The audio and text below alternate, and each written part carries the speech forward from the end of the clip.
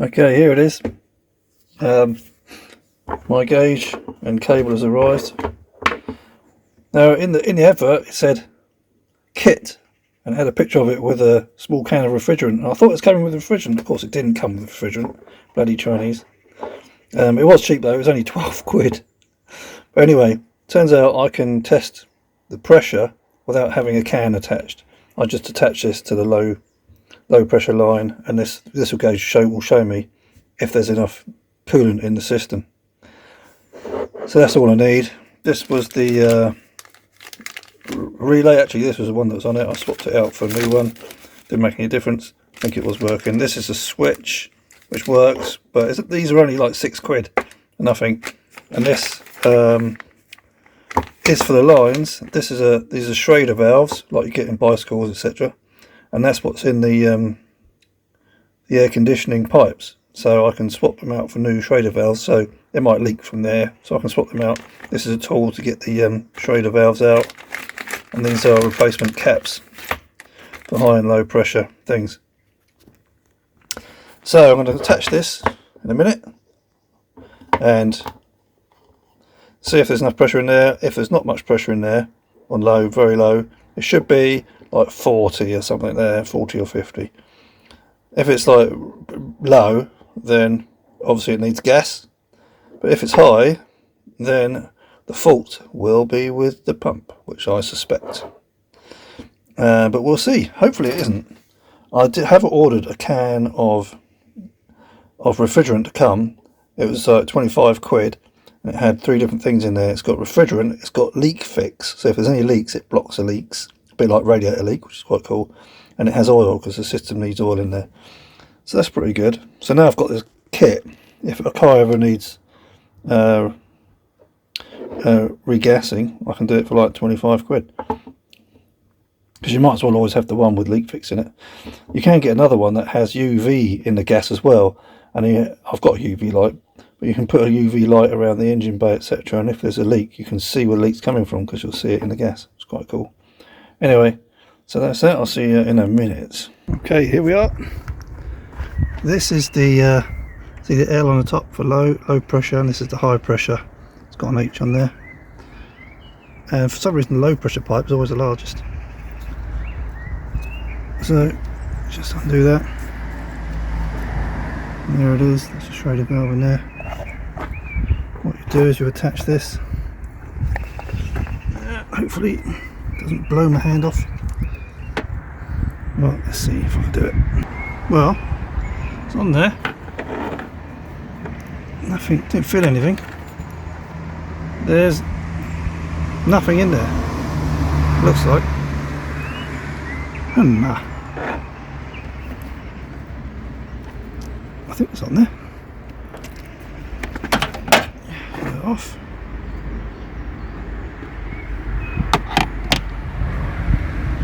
Let's see. Alright. Can my screwdriver get in there? Not really. Okay, pokey tool. Let's push the valve. See if you hear any psst. Nothing. Nothing. There's nothing in there.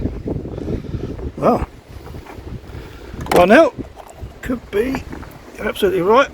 It was 50-50. There is nothing in there. So when that can refrigerant comes, I'll just be filling it up. Maybe we should get 2 cans. It's here to regas AC refill. Like many YouTubers trying to do everything one-handed. Badly.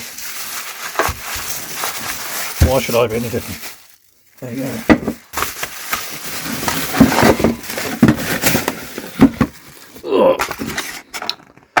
Right, thank you. AC refill. They seem like absolutely genuine people, genuine stuff.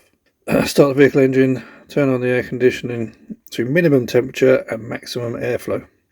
Locate the low pressure valve indicated by the letters LP located on the thicker pipe.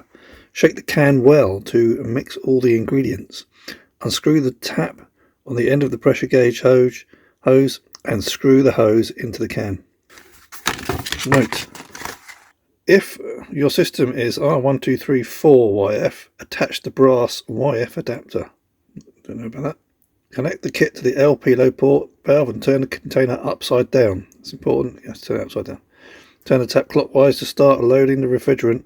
Close the tap back when the pressure gauge reaches around 40 to 45 psi. Half of the green area. Oh, I think it's blue or something like that. I think on mine it's like in the blue area, not the green area. Yeah, that looks like it fits on there. This looks like it's the right.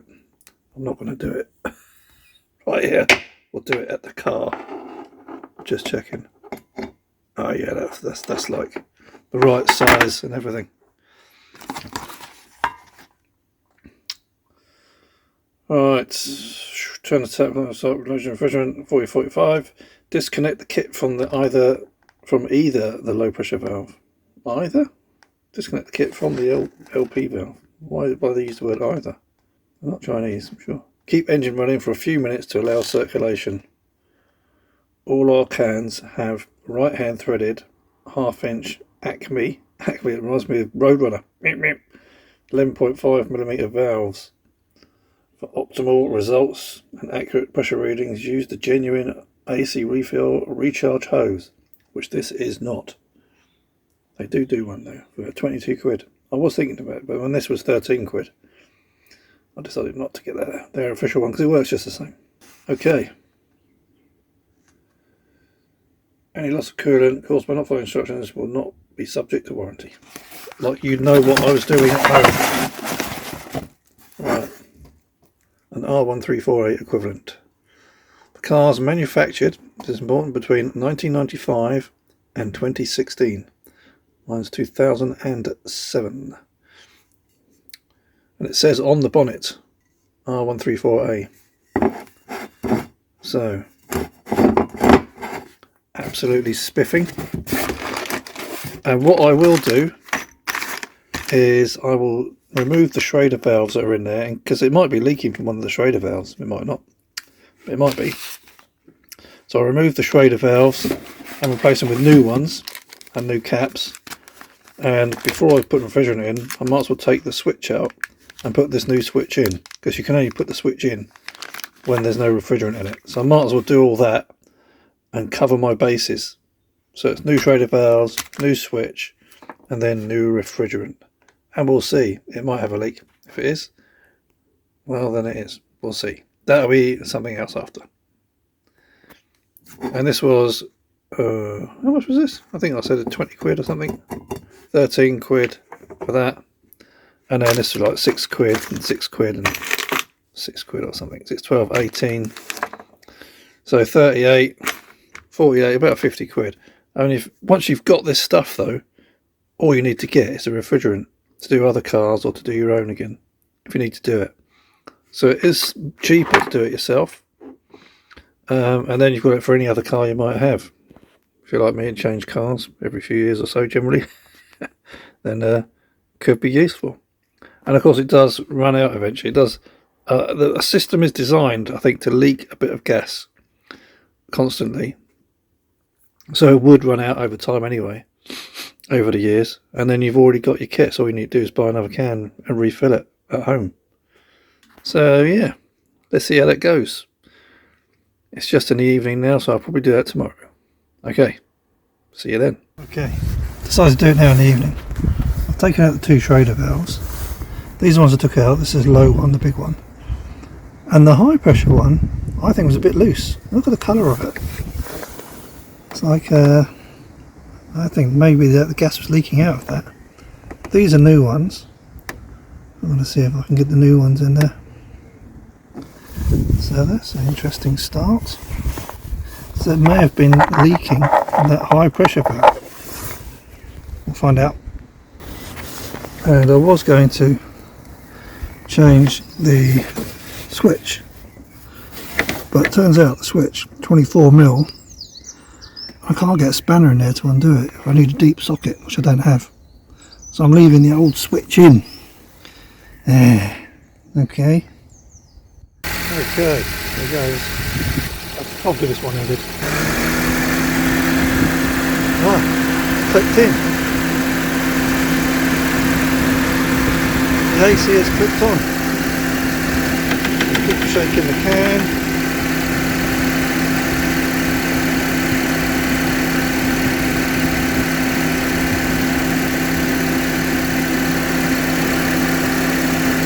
What happens is it settles down, so it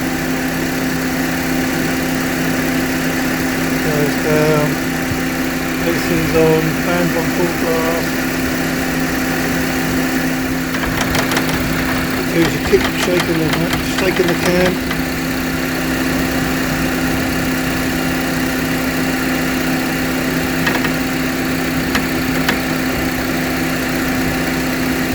It might take 2 cans maybe.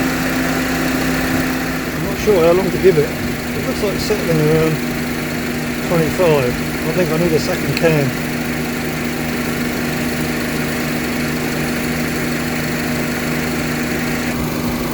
Yeah, they settled about 20, so I'm going to need another can. I'll put this cap back on and I'll get another can, fill it up.